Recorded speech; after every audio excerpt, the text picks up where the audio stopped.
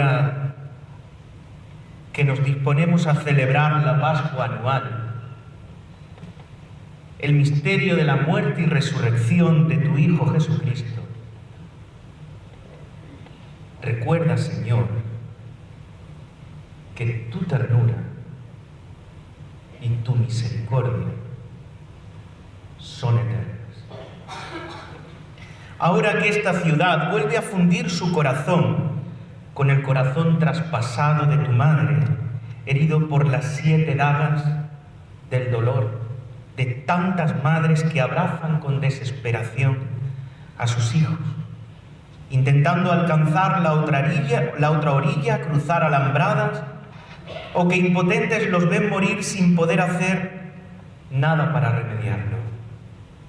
Ahora que María sufre la soledad del amor sin respuesta, sin contrapartida, cuando la ignominia extiende su reino y parece diluirse la ilusión y la confianza de los hombres, y nosotros miramos a la Virgen, esperanza nuestra, recuerda, Señor, que tu ternura y tu misericordia son eternas. Cuando tu pueblo comienza a labrar con mimos sinuosos, filigranas y ornatos sobre las palmas que le prestaron Bonoso y Maximiano, y corre a cortar las ramas de los árboles que nos alimentan y sale a los caminos para tenderlas a los pies del que sobre una humilde acémila se dirige hasta la cima de la Jerusalén arconera, cuando el corazón del hombre se vuelve tornadizo y tan pronto condena al que encumbró como rey, mientras que él, maniatado, manso y humilde, sigue mostrándose como el Salvador de todo hombre. Recuerda, Señor, que tu ternura y tu misericordia son eternas. Ahora que el Nazareno es otra vez flagelado y ofrece su espalda a los que lo golpean y su hombro para cargar el peso de nuestros pecados, ahora que las pupilas suplicantes del hombre Dios en la agonía buscan respuestas en su Padre queridísimo, enfrentándose al silencio de tu presencia misteriosa, junto a las víctimas que se han ido quedando en los márgenes de la historia, recuerda, Señor, que tu ternura y tu misericordia son eternas. Santifica a tus hijos y protégelos siempre. Recuerda, Señor, tu misericordia y haz que ninguno de nosotros la olvidemos cuando palpemos la injusticia en carne humana y toquemos las llagas de tu Hijo en los enfermos, en los ancianos, en los pobres y abandonados y en todos aquellos que nunca conocieron tu misericordia. Cuando acudamos a enterrar nuestra fe o nuestra huida vil y cobarde sea cómplice de la infamia, recuérdanos, Padre, tu ternura e infunde en nosotros tu espíritu de misericordia, para que cada uno de nosotros miremos al hermano como tú lo miras, con compasión desmedida. Y así, donde abunda el dolor, el pecado y la muerte, sobreabunde la salvación y la vida. No permitas, Señor, que la constatación empírica de la muerte ahogue nuestra fe en la resurrección, o que nuestra decepción nos ciegue ante el anónimo peregrino del camino de Maús y de la vida de cada uno. Y por el camino de Jericó, muéstrate en el hermano herido. Recuérdanos que tu misericordia se ha abalanzado sobre este mundo que tiene rostro humano. Ahora que comenzamos a recordar que Jesucristo, en favor nuestro, instituyó por medio de su sangre el misterio pascual.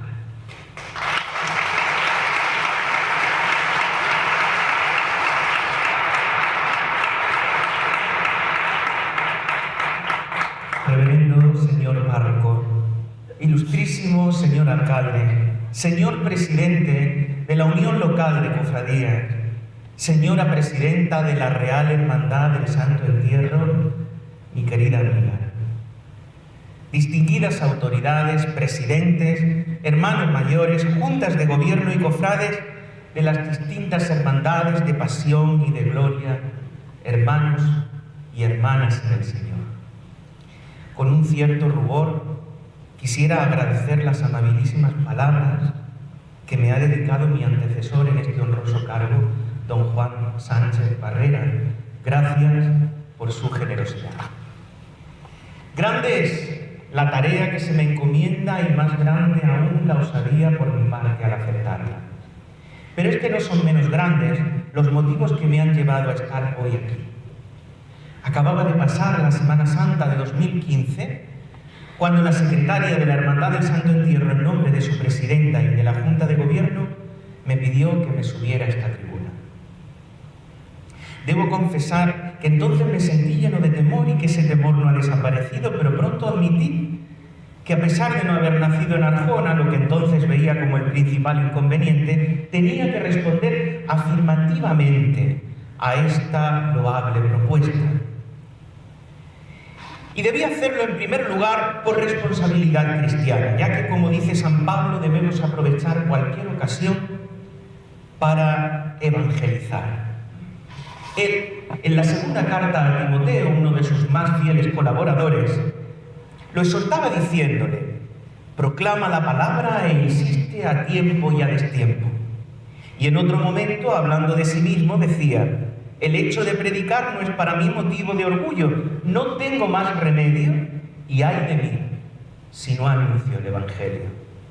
Una iglesia que no evangeliza, que renuncia a ser portadora de la palabra de Dios, traiciona a Cristo sencillamente porque este fue su deseo y su mandato. La predicación es una buena razón para ser pregonero, es una razón que brota del bautismo y es universal, es para todos, pero no es la única. Pronto encontré otro motivo, y este muy cercano: un camino, una senda marcada hace 17 siglos, desde la ciudad ibero-romana de Iliturgi, cuyos restos arqueológicos se encuentran dentro del actual término municipal de Mengíbar, hasta aquí, hasta Hurgado. Efectivamente, mis raíces no están en Arjona, pero comparto lugar de nacimiento con unos ilustres habitantes de este pueblo, Bonoso y Maximiano. Recuerdo que en mi niñez paseaba con mi padre entre los vestigios de un pasado determinante en la historia de nuestra diócesis, sin saber que las piedras que pisábamos eran las mismas sobre las que nacieron a la fe los santos patronos de Arjona. Aquí rubricaron con su sangre esa fe, y a ellos he acudido y sigo haciéndolo siempre que puedo, como un arjonero más, para pedirles valentía y fidelidad en el testimonio del Señor Jesús, muerto y resucitado. Además, una tercera razón apoyaba mi decisión, y es que ya en otras ocasiones se me había encomendado anunciar en Arjona, desde la tribuna de las artes plásticas, lo que hoy vengo a expresar con palabras. Un anuncio que fue materializándose con el tiempo en la Virgen de la Esperanza, el Cristo yacente, la Virgen de la Soledad. Por todo esto y por muchas más razones que se cultivan en lo cotidiano, puedo decir con emoción que parte de mi vida está ya para siempre en Arjona. Y no porque una parte de mi obra se haya quedado aquí, sino porque también aquí encontré un gran tesoro. Dice el Señor: donde está tu tesoro, está tu corazón. Pues aquí está mi corazón, con vosotros, mis amigos. Y más que amigos, puesto que prácticamente sois mi familia. Vosotros me ayudasteis a conocer esta hermosísima ciudad y me enseñasteis a quererla. Arjona, desde este alcázar, desde el estrado de este muy noble y leal altozano, donde muy pronto comenzará a anunciarse el mensaje del que esta noche se me ha otorgado ser humilde portador, permíteme que, implorando la intercesión de tus santos patronos, con gran júbilo proclame solemnemente la llegada de la Semana Santa, la celebración anual en que la humanidad acompaña a su Redentor en el tránsito de la muerte a la vida. Unámonos a Jesús en este camino, adentrémonos en su misterio y hagámoslo desde la conciencia íntima de su ser, con el Evangelio en una mano y el periódico en la otra, como decía Calvar. Es decir, poniendo nuestra vida frente a la suya, como en un espejo, para que desde la entraña del cristianismo, que es Cristo, descubramos el caudal de amor y misericordia que Dios Padre ha derramado sobre nosotros.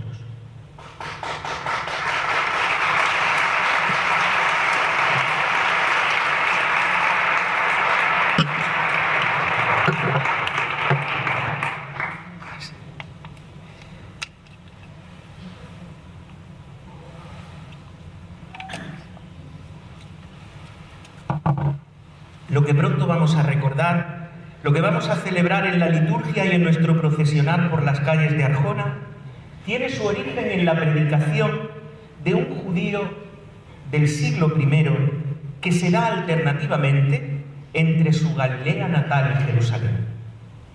A esta ciudad, centro neurálgico de la religiosidad de su tiempo, acudía con cierta regularidad con motivo de las grandes celebraciones en las que asistía un gran número de peregrinos. Hasta allí se puso en camino antes de aquella fiesta de la Pascua que cambiaría el curso de la historia. El Evangelio de Marcos, el primero en escribirse según nos ha desvelado en los últimos años el método histórico crítico, comienza con un avance del ministerio público de Jesús que puede sintetizarse a la perfección en estos dos versículos.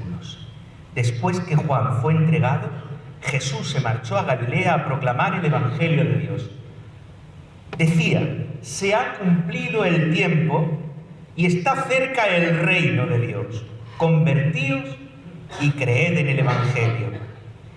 El reino de Dios que llega ya es una realidad por la que este judío de Nazaret se siente profundamente concernido. Pero, ¿qué es eso del reino de Dios?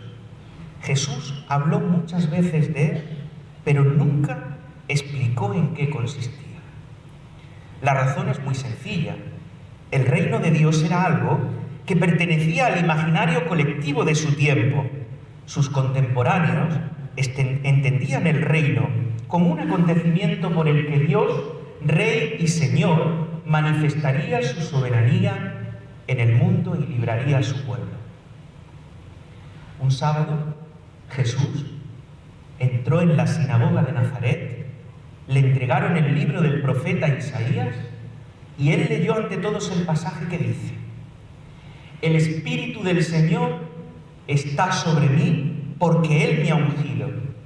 Me ha enviado a evangelizar a los pobres, a proclamar a los cautivos la libertad y a los ciegos la vista, a poner en libertad a los oprimidos, a proclamar el año de gracia del Señor.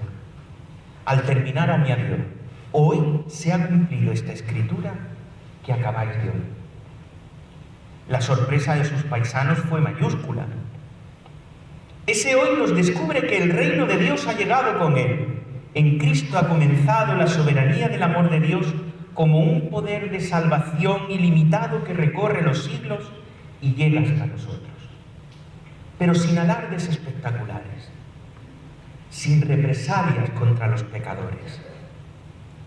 Jesús nos enseñó que Dios tiene entrañas de misericordia, que Dios es Padre. Él lo llamaba Abba. Abba es la auténtica novedad del Evangelio porque nos sitúa ante una imagen inédita de Dios, el Dios que es bondad infinita, nuestro Padre. Abba es el balbuceo de los niños pequeños cuando comienzan a hablar. Fijaos qué ternura. El Señor nos dice que tenemos que dirigirnos a Dios con la confianza de un niño pequeño, recién nacido, débil, inerme. Y es que la salvación, en contra de los que muchos piensan, no se alcanza por méritos propios, es don de Dios. Es un regalo para con sus hijos, una dádiva gratuita que nace de su amor por nosotros y que el Señor Jesús ha manifestado plenamente en su cruz. Nosotros no tenemos que hacer nada para conseguir la salvación, aunque esto no implique pasividad. Hemos escuchado cómo Jesús llamaba a la conversión. La Cuaresma que estamos celebrando, desde el pasado miércoles de ceniza, es una nueva oportunidad que Dios nos brinda para abandonar el camino que nos separa de Él y regresar a la casa del Padre, como nos recuerda el Evangelio de este domingo. O dicho de otro modo, ahora se nos presenta este tiempo de gracia para que abracemos la gracia. Jesucristo, al contrario que el hermano del hijo pródigo de la parábola, con sus brazos extendidos en la cruz, sigue esperando para fundirnos en un abrazo reconciliador con el Padre de la misericordia. Él solo desea colarse por la única rendija de nuestro corazón que dejemos abierta a su oferta de salvación. La fama de Jesús se iba extendiendo a medida que su mensaje iba llegando a los más necesitados, a los excluidos, al pueblo sencillo. Las multitudes lo seguían y lo aclamaban, como demuestra el inesperado recibimiento del Domingo de Ramos que dentro de 2 semanas volveremos a conmemorar. Entre la multitud le sigue también un buen número de mujeres, algo inaudito. En aquel tiempo la mujer era tenida en muy poca consideración y por supuesto era invisible en el ámbito público. Sin embargo, los 4 evangelios afirman que en la hora de la pasión, cuando todos sus discípulos huyen, tan solo un reducido grupo de mujeres, entre las que se encuentra su madre, está presente en el Calvario. Qué bien lo ha entendido el pueblo de Arjona, que quiere cada año seguir los pasos de su maestro, de la Madre de Jesús y nuestra Madre. Precedido de solemne novena, el Viernes de Dolores marca el inicio de la Semana Santa arjonera. Con la sabiduría que dan la tradición y los siglos, esta ciudad eligió a María por patrona y alcaldesa perpetua, para que sea faro luminoso que nos conduzca a Cristo. La Virgen de los Dolores, que desde el camarín de San Juan, con su exquisita finura de mujer y de madre, está siempre atenta a las necesidades de sus hijos y siempre las remite a su Hijo Jesucristo, como hiciera en la boda de Caná. Y como la mujer del Apocalipsis, coronada de estrellas, vestida de sol y con la luna por pedestal, cada año antes de que comiencen los días de la pasión, sale a encontrarse con su pueblo para enseñarle que la muerte no tiene ya la última palabra. En la plenitud del tiempo, un ángel la llamó llena de gracia. 4 ángeles enjugan ahora esos ojos que anhela el llanto y la encumbran en lo más alto de la gloria para que brille en el firmamento de la Iglesia totalmente redimida.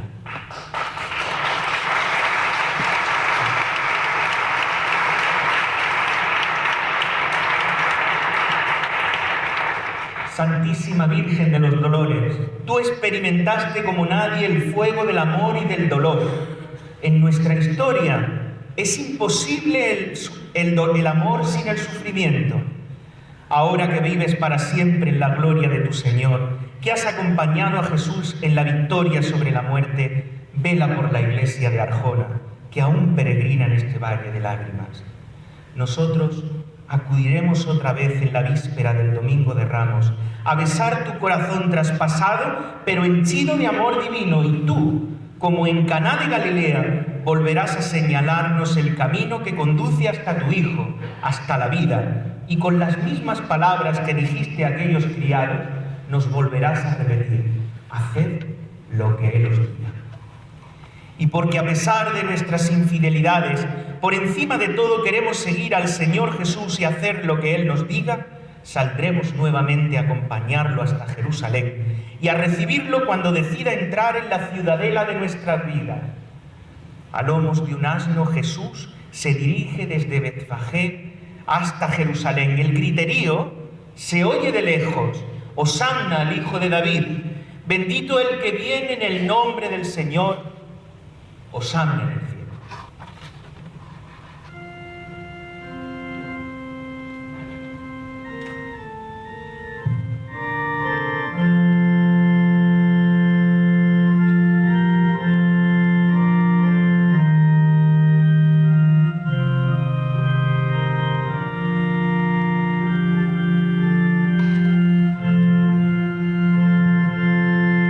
Jerusalén con su traje festivo, vestida de palmeras, coronada de olivos, viene la cristiandad en son de romería a inaugurar tu Pascua con himnos de alegría.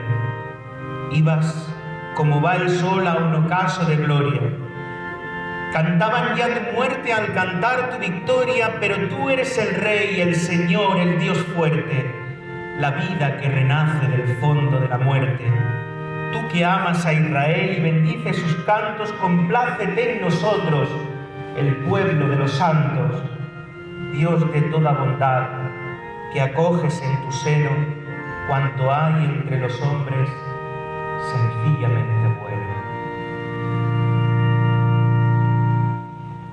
El Domingo de Ramos nos deja dos imágenes de Jesús como Rey: la entrada triunfal en Jerusalén y el Ecce Homo, tradición iconográfica antigua en Arjona que ha recuperado recientemente el grupo parroquial de Santa María del Alcázar, Veracruz y Nuestro Padre Jesús de las Penas. La procesión que recorre las calles de Santa María, San Juan y el Carmen introduce a los vecinos en la liturgia de este día. Cuando todavía suenan en nuestros oídos los cantos y las aclamaciones de la procesión de las palmas, la efigie del Señor de la Humildad reproduce a vista de todos lo que un poco más tarde hemos celebrado en la misa, la pasión del Señor. Qué pronto se han marchitado los ramos verdes, y el hosanna entusiasta se ha transformado en un grito enfurecido: ¡crucifícalo! Los soldados del gobernador se burlan de su realeza y lo visten de púrpura, lo coronan de espinas y le ponen como cetro una caña. Y así es presentado ante nosotros: Ecce Homo. Este es el hombre.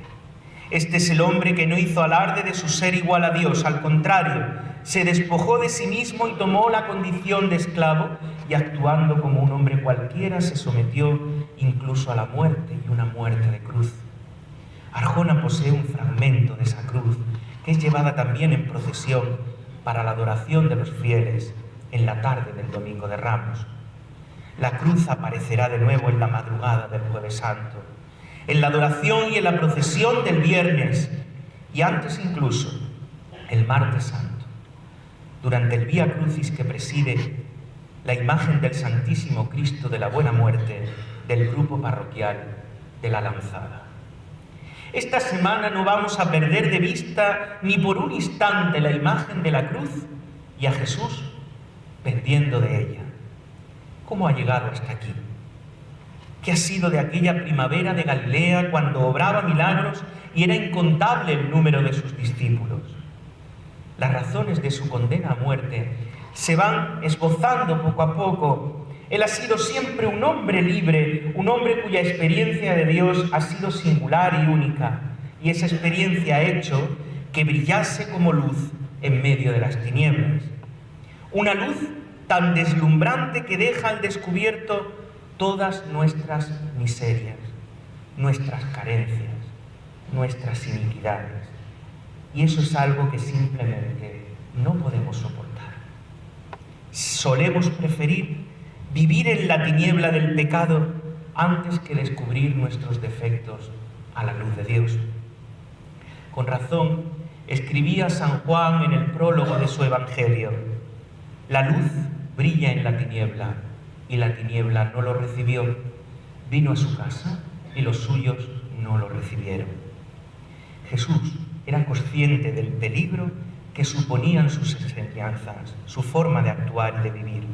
Aunque posiblemente fuese la expulsión de los mercaderes del templo, entendida como una blasfemia imperdonable, lo que desató su condena a muerte. La ley judía, por este motivo, condenaba a ser lapidado, pero como la potestad de aplicar el ius clavi, es decir, la pena capital, estaba reservada a los romanos, entregaron a Jesús a Pilato con la acusación de su pretensión mesiánica, lo que ponía en tela de juicio el poder del emperador sobre aquella remota región del imperio.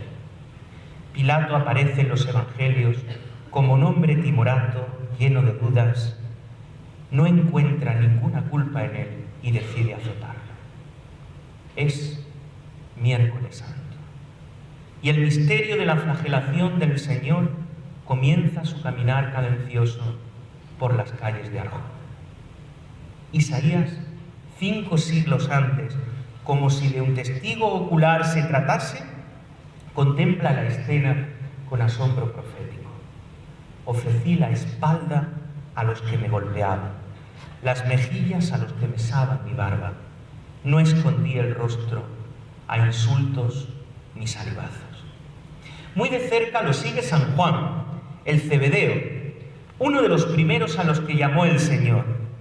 La tradición católica, siguiendo a San Ireneo de León, lo ha identificado con el discípulo amado y con el autor del cuarto Evangelio. Él fue testigo privilegiado del momento culmen de la redención y así concluye su relato de la pasión.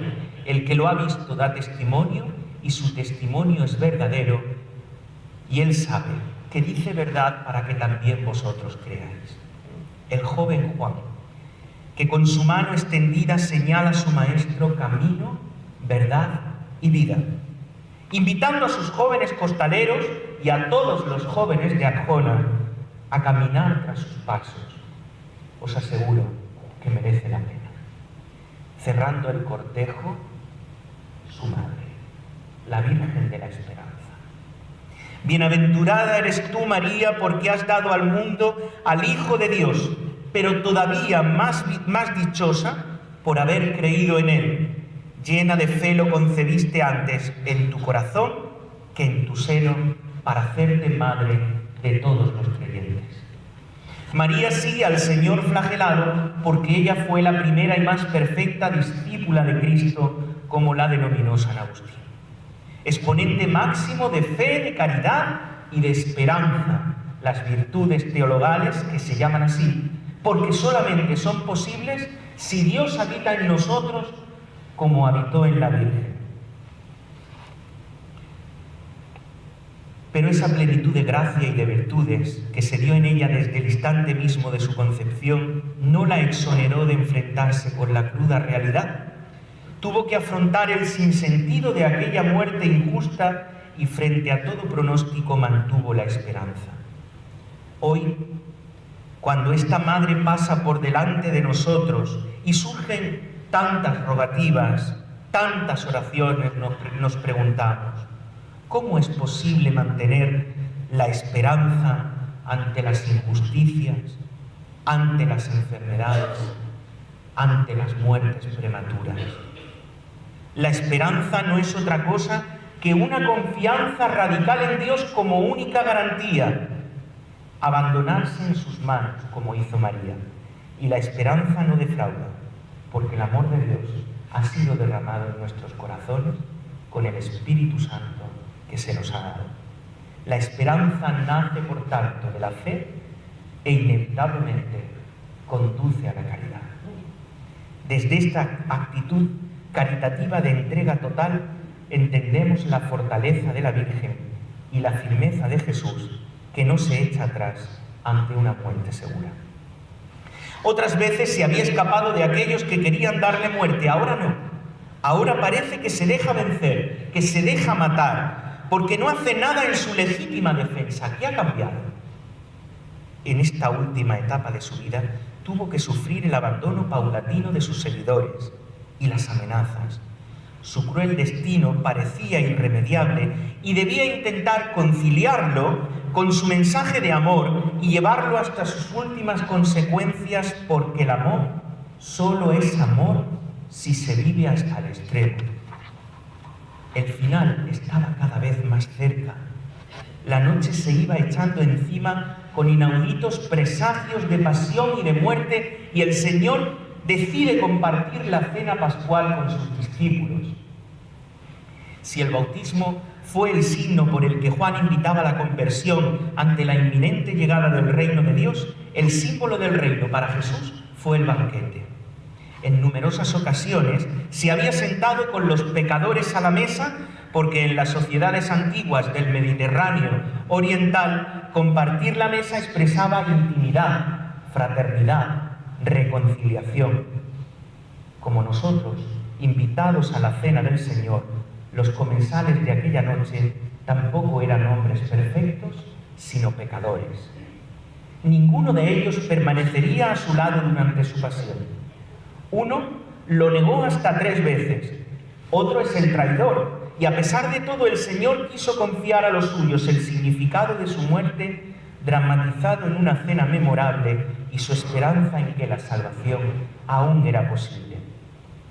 Se había comprometido con el reino, y ahora solo cabía esperar que su muerte sirviese de alguna forma para esta causa. Nada más comenzar, Jesús se levanta, se quita el manto y, tomando el oficio de un criado, se pone a lavarle los pies a sus discípulos. La escena, por sorprendente que parezca, no es más que un pálido reflejo de lo que sucederá al día siguiente, cuando desde la cruz derrame su sangre para lavar nuestros pecados. Por este motivo, el lavatorio concluye con el mandamiento del amor. Amar como Él nos amó es la única ley de la nueva alianza en la sangre de Cristo.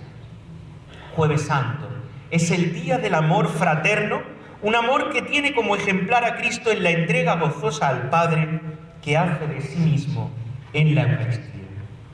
Esto es mi cuerpo entregado por vosotros. Este cáliz es la nueva alianza sellada con mi sangre. Con este signo, que se perpetuará por los siglos, el Señor deja claro que acepta su muerte en lo más íntimo y la convierte en una acción de perdón. Así lo explicaba Benedicto XVI. Lo que desde el exterior es violencia brutal, la crucifixión, desde el interior se transforma en un acto de amor que se entrega totalmente.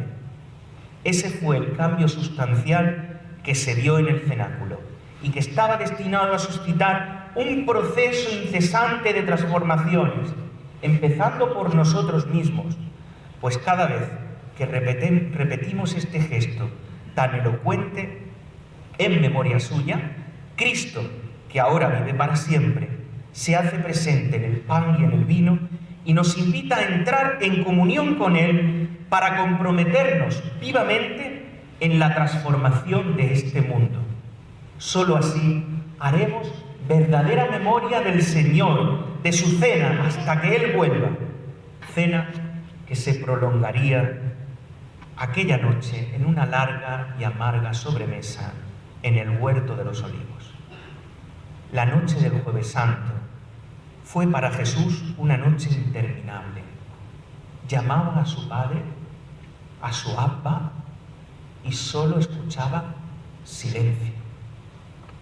Comprometámonos a velar esta noche ante su presencia sacramental, oculta en el sagrario, aunque sea durante una hora, esa hora que ninguno de sus discípulos fue capaz de aguantar despierto, y pidámosle que la debilidad de nuestra carne no nos lleve a evadirnos de la realidad cuando tengamos parte en sus horas de Getsemaní, y a poner siempre la voluntad de Dios por encima de la nuestra. Jesús, a pesar del miedo, no evitó aquella hora definitiva, con todo lo que suponía. Primero el beso traidor, el interrogatorio del Sanedrín, después el de Pilato y finalmente la cruz.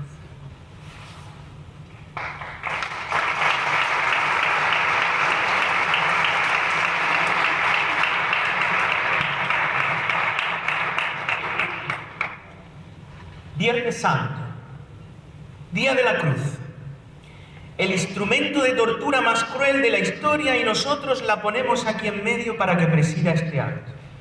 La ostentamos en la iglesia, en nuestra casa, la festejamos en mayo, nos la colgamos al cuello y encima presumimos de ella. Dios me libre de gloriarme si no es en la cruz de nuestro Señor Jesucristo. Hace una hora que la cruz erguida se ha hecho presente en la calle. El Señor de la Misericordia expira sobre el madero. El Papa Francisco comenzaba la bula por la que convocaba el jubileo extraordinario de la misericordia diciendo: Jesucristo es el rostro de la misericordia del Padre.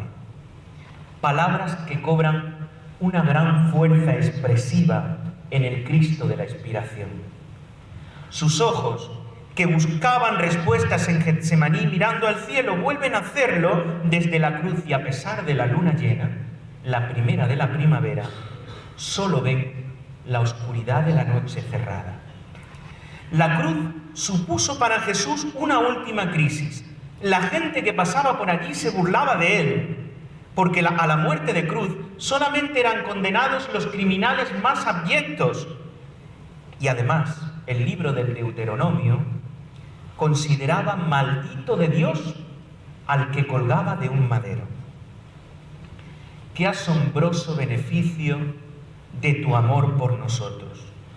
Tú, que eres el Hijo de Dios, para que lleguemos a ser hijos, no dudaste en hacerte esclavo, en hacerte reo, en cargar con nuestra maldición.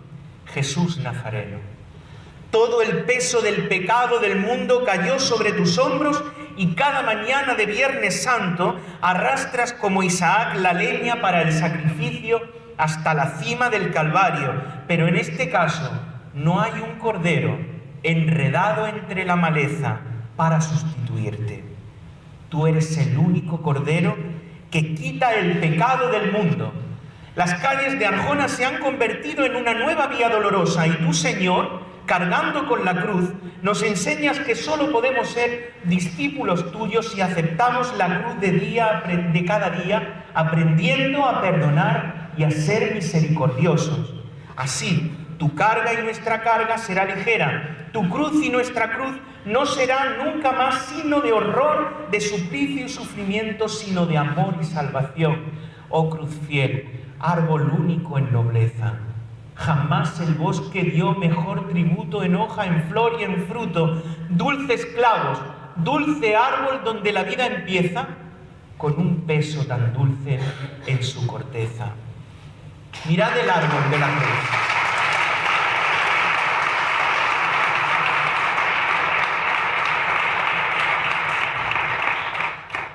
Mirad el árbol de la cruz, donde estuvo clavada la salvación del mundo. ¿Nos gloriamos de tu cruz? No, nos gloriamos de tu amor. Se ha abierto paso en las filas una doliente mujer. Tu madre te quiere ver retratado en sus pupilas. Lento, tu mirar destilas y le hablas y la consuelas. Cómo se rasgan las telas de ese doble corazón. ¿Quién medirá la pasión de esas dos almas gemelas? Tu madre ya no se va a separar de ti. Fue a la primera que viste cuando abriste los ojos desde otro madero, el pesebre de Belén, y será también a la última que veas al expirar desde este madero infame. Mientras tu pueblo cantaba la gloria de tu cruz en la celebración de la pasión del Viernes Santo, tu madre permanecía de pie junto a ella, firme. María, obediente a tu encargo de ser madre de la Iglesia naciente, no ha dejado nunca de estar al pie de cuantos en el mundo padecen pasión y muerte. Con razón el pueblo cristiano la ha invocado desde antiguo como reina de los mártires. Bajo pórtico de ojiva, desde el Calvario de Santa María, donde la tierra sigue aún empapada con la sangre de tantos hombres y mujeres derramada para testimoniar a Cristo. La comitiva parte en solemne cortejo porque es la preparación de la Pascua y los cuerpos de los condenados no pueden permanecer en la cruz. Un sepulcro nuevo espera en un huerto cercano. María Cleofé, María Magdalena y un gran número de piadosas mujeres arjoneras portando negras mantillas se apresuran a preparar lo necesario para acudir a tu entierro.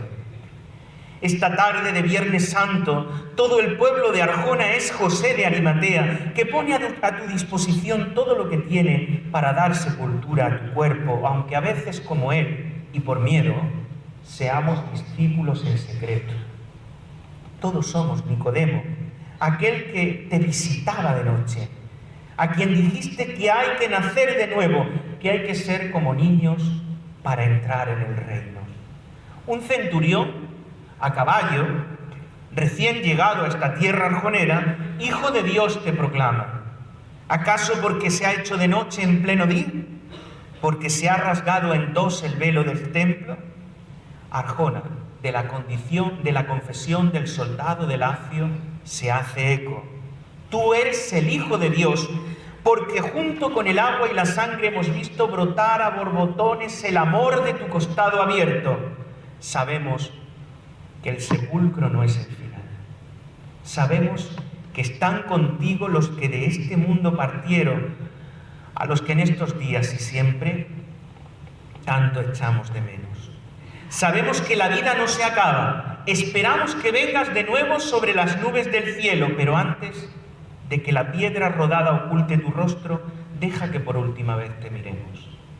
Que con nuestros ojos recorramos cada una de tus llagas en silencio, tus pies cansados, tus manos heridas, tu corazón destrozado, las señales del flagelo. Por tu santa faz ahora sin vida, recorre aún el sudor y la sangre de Getsemaní, y el esmalte morado de los golpes de la bofetada es el color del desprecio. A Dios, que nadie había visto jamás, lo vemos ahora muerto. Dios en las antípodas de Dios, Dios en su descenso al infierno. ¿Cómo no va a ser tu rostro de la misericordia del Padre fiel reflejo? Que venga tu pueblo a enterrarte, que no enterremos nunca la fe de tu pueblo.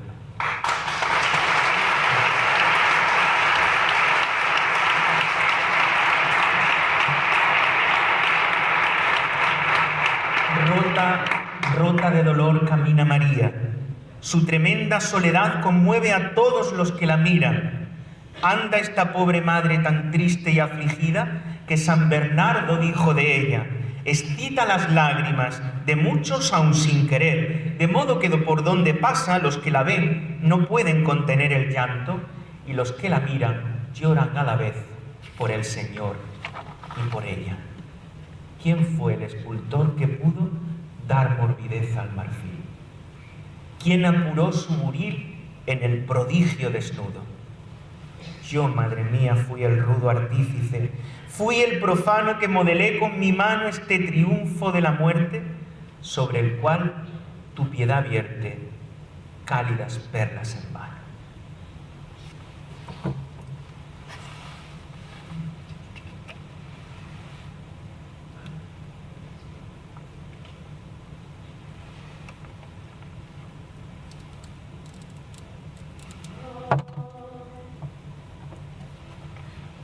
Ay, ay, ay.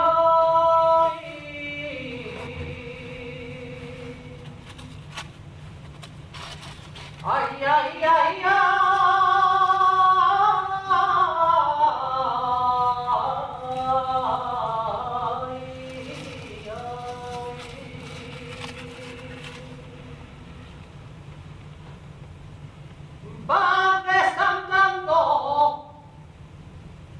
va desandando el camino.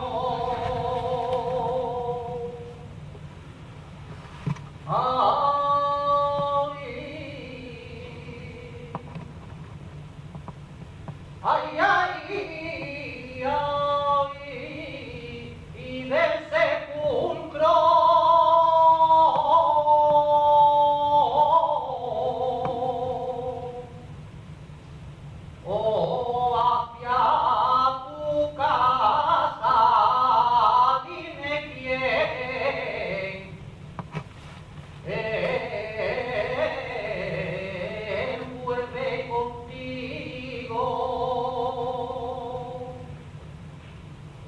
dime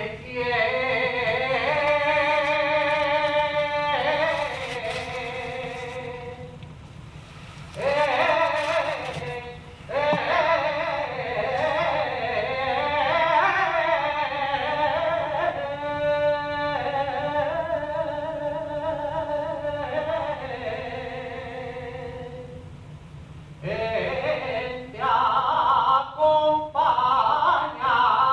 tras enterrar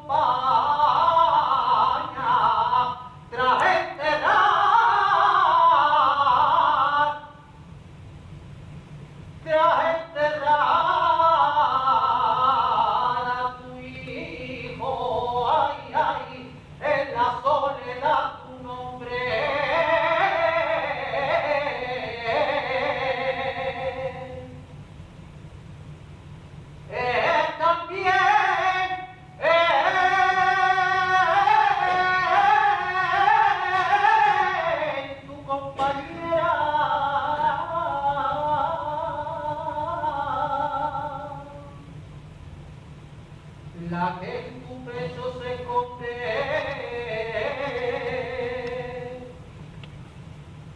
la que en tu pecho se esconde, la que te ahoga,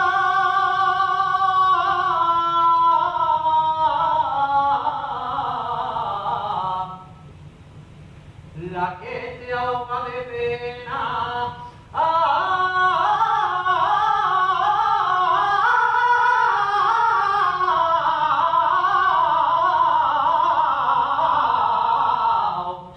La que te ahoga de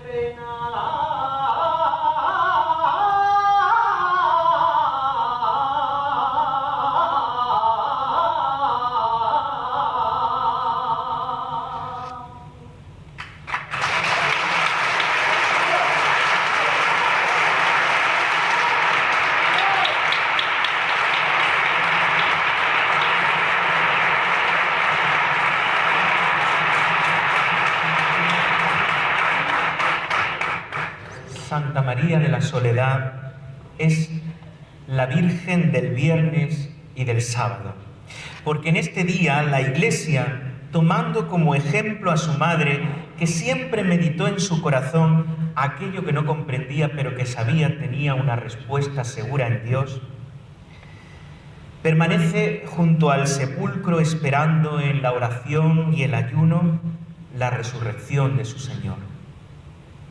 La Iglesia se siente hoy totalmente sola. Sé muy bien que el Sábado Santo es un día muy ajetreado para los cofrades. Hay que desmontar los pasos, guardar los enseres, devolver las imágenes al lugar que ocuparán durante todo el año. Pero os recomiendo vivamente que busquéis un momento de este día para recogeros en oración y agradecer este misterio de amor infinito, repitiendo con el apóstol de Tarso: me amó y se entregó por mí. De este modo nos prepararemos mejor para la celebración de la Vigilia Pascual. El Sábado Santo va extinguiéndose y es otra vez de noche. Las retinas de los que nos congregamos en la plaza se han acostumbrado a la oscuridad de esta semana, pero ya jamás estaremos a oscuras. Cristo, luz del mundo, columna de fuego en la noche, será nuestra guía. Las cadenas de la muerte han sido desgajadas de cuajo y vencida en su propio terreno, Jesús asciende victorioso del sepulcro. El semblante de cada uno de los presentes se va iluminando a medida que se distribuye la luz del cirio pascual. El oído se espabila en plena noche para escuchar la palabra de Dios, que llega hasta lo más profundo de nuestro ser, como un dardo encendido en su amor misericordioso, derramado a lo largo de toda la historia de la salvación y que culmina con el anuncio de la buena noticia de la Pascua. ¿Por qué buscáis entre los muertos al que vive? No está aquí, ha resucitado. Las campanas que enmudecieron el Jueves Santo repican jubilosas dando gloria a Dios, asociándose con sus voces de bronce a los coros de los ángeles y de los santos. Alégrese nuestra Madre, la Iglesia, inundada por la claridad de sus nuevos hijos diseminados por todo el mundo, que en esta noche son arrancados de la oscuridad del pecado, son restituidos a la gracia por el bautismo y nos acompañan en la mesa de la Eucaristía para celebrar la Pascua, donde se sirve en comida al Cordero que marcó con su sangre las puertas de los fieles, el pan vivo que da la vida. Dad gracias al Señor, porque es bueno, porque es eterna su misericordia.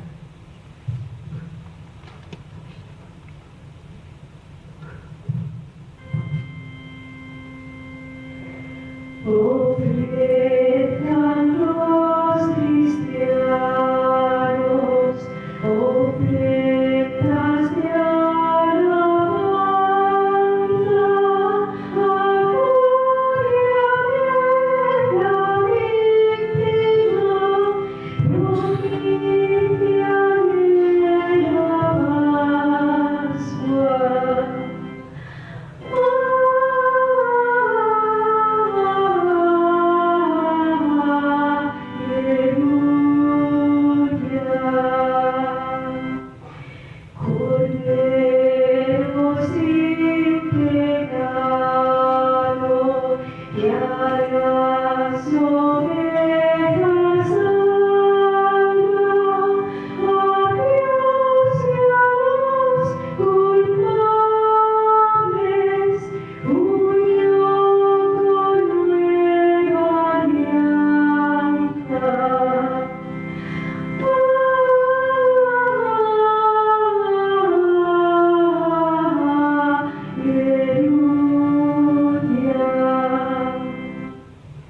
lucharon vida y muerte en singular batalla, y muerto el que es la vida, triunfante se levanta.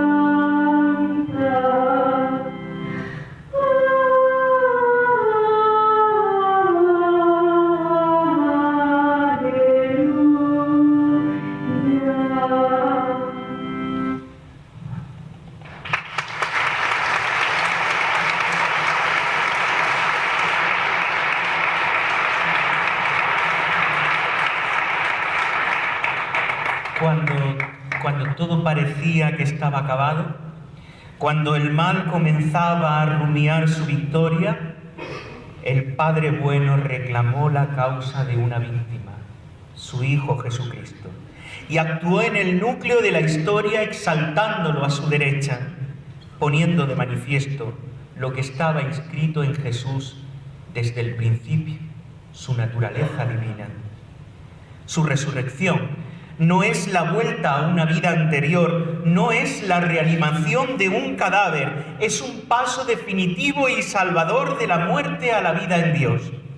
La vida que Cristo ha inaugurado con su Pascua es la vida que no tiene fin, vida que el resucitado ha plantado en nuestra alma para que también nosotros salgamos a sembrar con Él.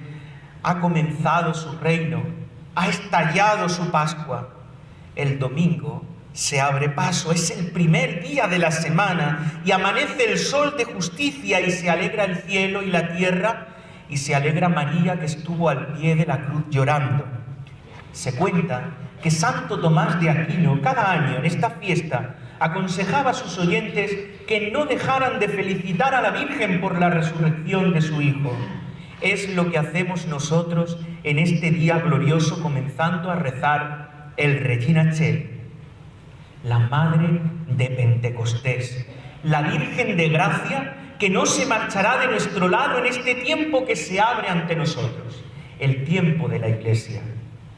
Ahora que salimos a dar testimonio, muchos seguirán afirmando que solo ven un sepulcro vacío, pero nosotros seguiremos proclamando con Magdalena que hemos visto al Señor, que ese que aparece triunfante entre las jambas de San Martín es el Salvador que estuvo muerto y ahora vive para siempre. Sus labios pronunciaron nuestro nombre y reavivaron nuestra vocación primera. Sus pies, en un gesto de sutil elevación, van marcando el camino de regreso al Padre. Sus manos redentoras, taladradas por nuestros pecados, esparcen la semilla y devuelven la esperanza a tantos hombres y mujeres que, como Él, llevan en su cuerpo las marcas de la pasión. No cerréis el corazón. Dejad que el germen de la vida se instale en vosotros y abrid los surcos de esta tierra arjonera, esta tierra buena, abonada con los cuerpos de los mártires que habitaron en su interior durante siglos. Ellos nos preceden en la vida que no se acaba y nos enseñan a no tener miedo.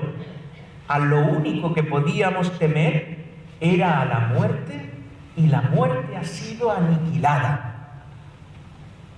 Y dijo Dios: vuelva la vida, y que el amor redima la condena. Levántate, Arjona, que a tu alrededor renace otra vez la primavera. Es la primavera de la Pascua, ¿no lo notáis? Los campos y las calles comienzan a inundarse con el perfume del resucitado. Ved la gracia brotando de la pena y la salud naciendo de la herida. Mirad al Señor tomando en vilo a la humanidad caída. Mirad cómo nos lleva sobre sus hombros de buen pastor. Sobre ellos cruzamos el umbral de la muerte a la vida, que se abre paso la vida. Procura que no se detenga, vive la vida nueva, anuncia y celebra esa vida que cada domingo el Señor prepara la mesa. Ahora que se ciernen sobre nosotros los días de la pasión, ahora que todo comienza, piensa que Dios nos aguarda. que su nombre es misericordia, que de este modo te espera. Piensa que el peso de tu cruz al peso del Redentor se doblega. Ábranse ya los cielos, brote la tierra, que nos espera la gloria, que nuestra vida es su gloria y que esta vida es eterna. Amén.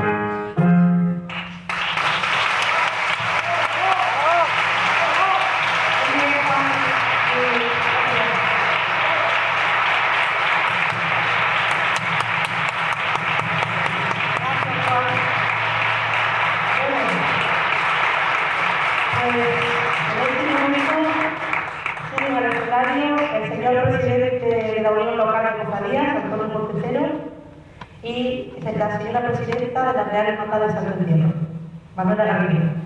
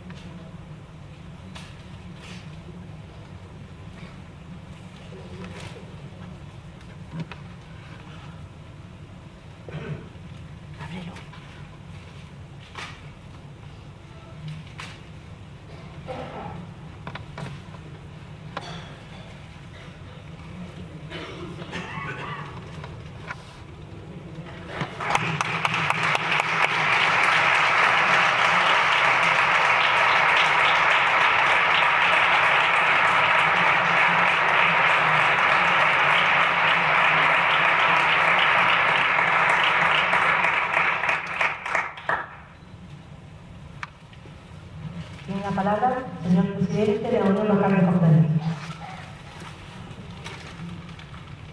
Buenas noches, señor párroco reverendo don Miguel José, ilustrísimo señor alcalde y presidente del excelentísimo Ayuntamiento de Arjona, amigo Juan Sánchez, pregonero de año anterior, cofrades y amigos todos, y por supuesto a Francisco. Francisco me ha roto el esquema esta noche. Yo sé que tenía mucho temor a esta noche, lo sé porque he sido cocinero antes que fraile. Un día de un año ya fui pregonero, y cuando uno le dicen, lo primero que te dicen, ¿quieres ser pregonero el año que viene? Uno dice que sí, por inercia, efectivamente. Pero luego dice, ¿y ahora qué? ¿Y ahora qué? Detrás de esas hermosas palabras que Francisco ha traído esta noche, le ha hecho el mejor regalo que le podía hacer a Arjona. Ese mensaje. Yo me quedo con esas palabras tan preciosas: la fe, la esperanza y la caridad, en ese orden, y la misericordia, por supuesto. ¿Qué dirían los pueblos si se aplicara a rajatabla a estos principios que hoy nos enseña aquí Francisco? ¿Qué sería de los pueblos? Aquí tenemos un gobernante y precisamente yo creo que él sabría perfectamente lo bien que iría a las ciudades y lo bien que nos manejaríamos con esos principios. La misericordia, la caridad. Reglas todo de convivencia humana y social. Chapo Francisco. Magnífica la proclamación de esta noche. Magnífica. Profunda. Me ha emocionado totalmente. Y me ha roto mi discurso. Lo tenía en la cabeza, pero me la ha roto. Sinceramente te lo digo así. Porque esto no es solo leer y escribir. No es solo eso. Yo sé, Francisco, que esto ha sido horas y horas de soledad. Escribir y reescribir. Modificar el contenido, repasar, hora tras hora. Y buscar un sitio, casi seguro que has tenido que buscar un sitio en tu casa para tú mismo discurrirte en tu discurso. Y ensayarlo, lo sé. Porque aquí el reto no es eso. El reto es comunicar. Comunicar en el sentido más profundo de la palabra. Y tú has comunicado y has llegado. Y más cordial enhorabuena. Quería también darle, por supuesto, no quiero extenderme mucho, porque yo no soy protagonista esta noche. Simplemente aquí comparezco pues, como portavoz de la totalidad de la colectividad de las cofradías, grupos y grupos parroquiales de Arjona, tanto de Pasión como de Gloria. Quería darle, por supuesto, en segundo lugar, mi enhorabuena al Santo Entierro, a la Real Hermandad del Santo Entierro. Aquí le da la cabeza. Exquisita la preparación, exquisita, exquisita. A todos, por supuesto, a todos, a todos. Por supuesto, a Cabe también, la jefa de protocolo. A Cabe, por supuesto, también la jefa de protocolo. Me tenía un poquito frito en mi hora de trabajo, cuando me llamaba. Pero valía la pena, valía la pena. Y además ha valido la pena. Precioso. Quería también agradecer, por supuesto, no solamente la presencia de don Miguel José, que yo sé que en sus interioridades, pues vela porque esto salga bien, el máximo responsable de esta comunidad cristiana. Y por supuesto también, como siempre, darle las gracias pues, a Juan, ese apoyo que constantemente tenemos en nuestro ayuntamiento, porque yo siempre digo una cosa, Juan, siempre digo una cosa, esto no es solo religiosidad, esto es cultura, y en esos términos que Francisco esta noche bien ha recitado, porque ha hecho poesía de la palabra de Dios, están las reglas de convivencia humana. Y qué fácil es gobernar una zona, una región, un territorio, un país, si todo el mundo lo aplicara a las palabras. Qué fácil sería eso. Fijaros qué fácil es, y no complicarnos la vida en tonterías. Fijaros qué fácil es. Por supuesto también, no podía tampoco olvidarme, sobre todo en estas fechas, a ese conjunto de cofrades que trabajan desinteresadamente, personas que sacrifican tiempo libre de ellos, que sacrifican el tiempo que están con su familia para trabajar y provocar y ver y mostrar al resto del pueblo eso que hoy Francisco nos ha dicho con la palabra y con la poesía. Muchas gracias a todos por ese trabajo, muchas gracias a todos, porque además es digno y hay que reconocer públicamente ese trabajo, ese esfuerzo que todo el mundo hace para eso.